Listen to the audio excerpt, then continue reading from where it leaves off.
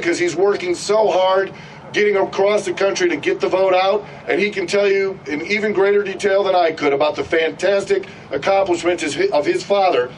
So I'm going to introduce now Eric Trump.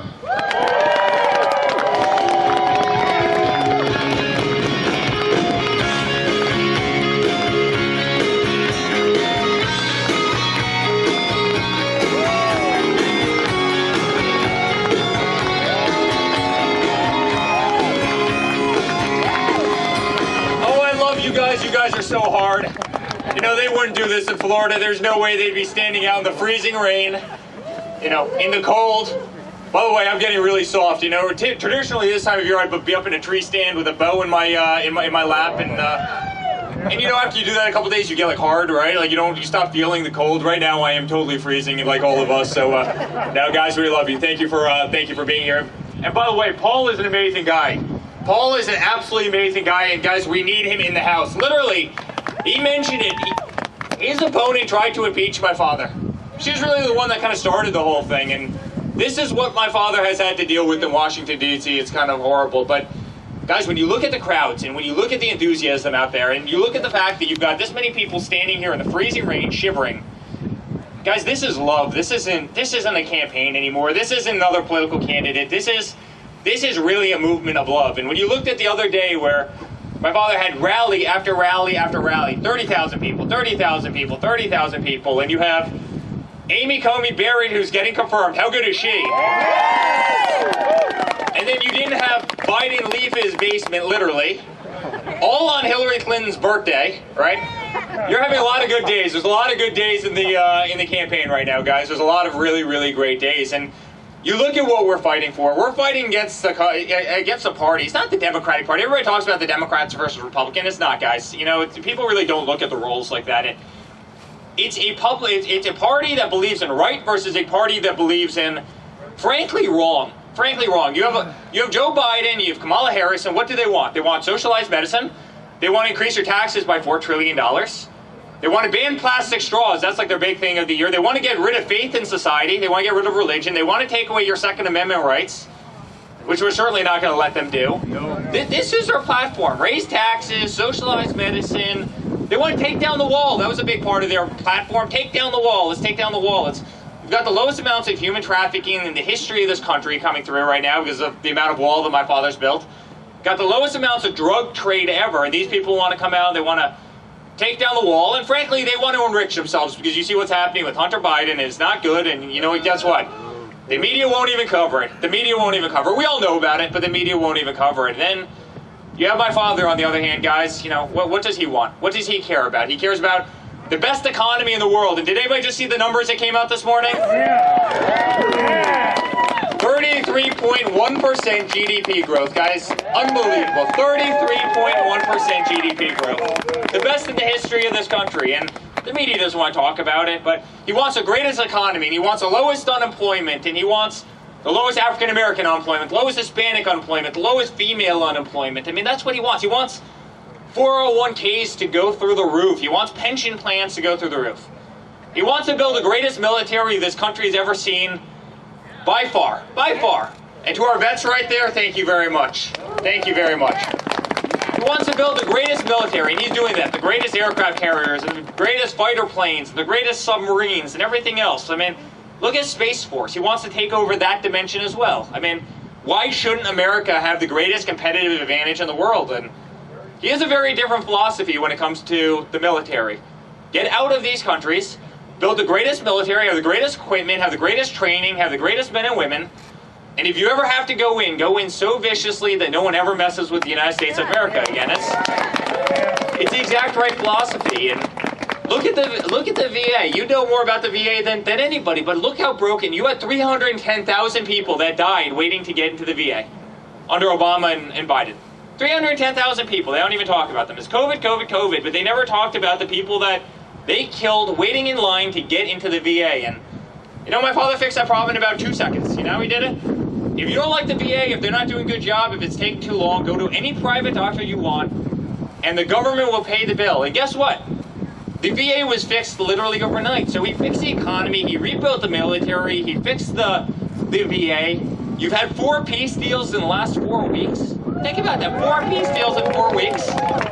You know, move the embassy to Jerusalem, criminal justice reform, opportunity zones. He saved the Second Amendment. He's saving free speech, frankly. I mean, you see what they're willing to ban me from Twitter and block us. They banned Kayleigh McEnany. Does anybody like Kayleigh out there? So they're willing to throw Kayleigh off of Twitter, right? And, you know, I mean, he's saving free speech. You know, he's saving law enforcement. By the way, to the law enforcement officers here today, you are the greatest people in this country. We love you. We appreciate you. Law enforcement, the way they've been treated in this country is horrible, and we will always be behind them. They are the greatest men and women, the FBI and the troopers, well, other than James Comey.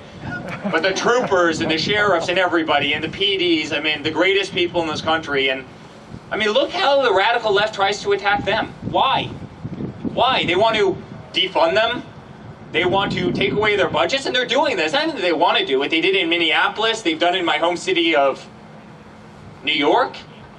It's crazy. I mean, in New York, they literally took $1 billion out of the NYPD budget, and they got rid of all undercover law enforcement. And guess what? In 90 days, crime went up by 300%. I mean, it doesn't take a rocket scientist to figure out that's exactly what's going to happen. And guys, this is what that party stands for. And again, you have my father who stands for, you have Biden out there talking about the dark winter is coming. It actually might be on a daily. And my father's looking at him saying, no. The dark winter's not coming. It's going to be a beautiful winter. We live in the greatest country in the world. We have the greatest American flag in the world. We have the best Pledge of Allegiance and the best national anthem. We live in the greatest country in the world. It's not going to be a dark winter. And unlike what your governor wants to do in this state, we're going to open up our economy, and we're going to get back to work, and we're going to get back to football, and we're going to get back to our kids' Little League games, and we're going to get back to life. Because, guys, in our DNA, we don't have it in our DNA. We can't live in a basement for the rest of our lives. Joe Biden can do that. We can't do that. We can't do that. And we're not willing to do that as Americans either. And we've got to get back to life. And the world is coming back. It's roaring back to life again. You saw the GDP numbers. And guys, I promise you, my father, he'll never let you down. He will never let you down. We as a family will never, ever, ever let you down. We're going to protect the Constitution of this country. We're going to protect the Constitution, we're going to protect our Second Amendment, and we're going to protect religious liberty, something that's so incredibly important. And, you know, I really do believe, I mean, by the way, talking about religious liberty, I really do believe that God is with us, you know, in this fight. I really do. Yeah, by the way, you better believe he gave us, can I tell you a quick little story? I know everybody's freezing.